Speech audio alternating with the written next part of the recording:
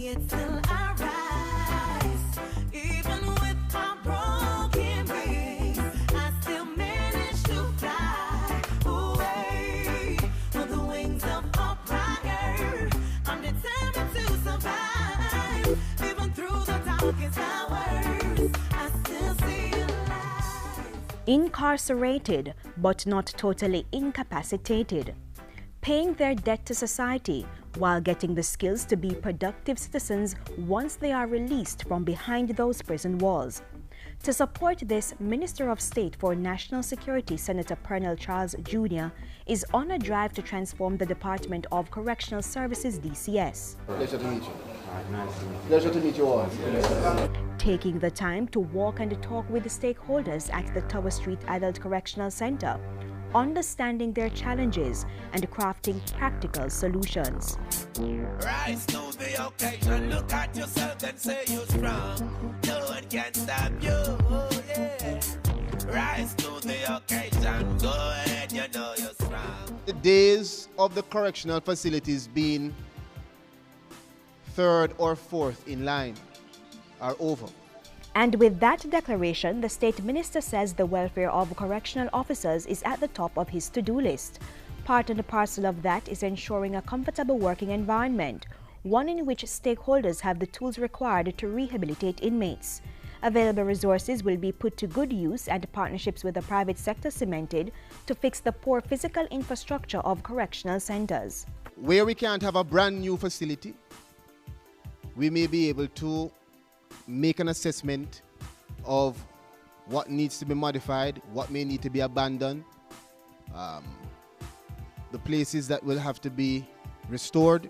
The needs of the mentally challenged are equally important, and to address overcrowding, the reclassification of inmates is still on the books. If we are able to properly reclassify inmates, then we may find that some of the inmates that are here may be able to be diverted elsewhere, and it will give us more room to manipulate how we would restructure the facilities. Steps will also be taken to ensure that inmates have enough information about what is happening, so those who are released back into society are able to adjust quickly.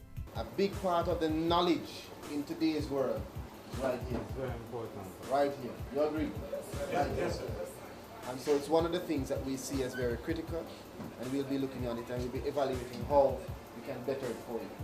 Understaffing is another major concern. A review of the DCS's organizational structure will fully address that issue. In the interim, new recruits will begin training in May.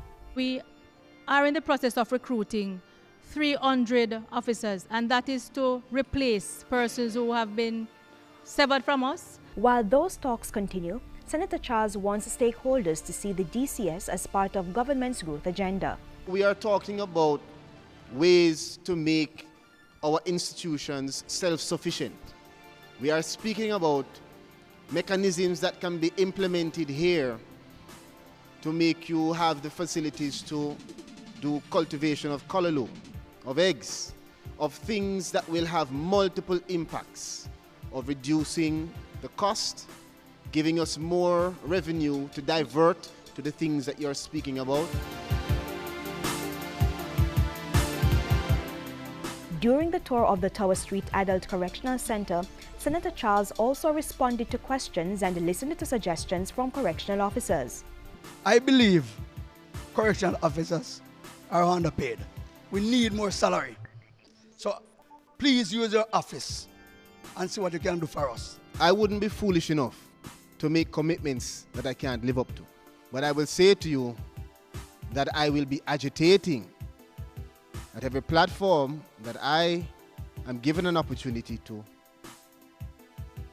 And the basis of my agitation will be to demonstrate what is being done at the correctional institutions, to demonstrate the importance of the job that you do here, and to show where that extra salary would be justified.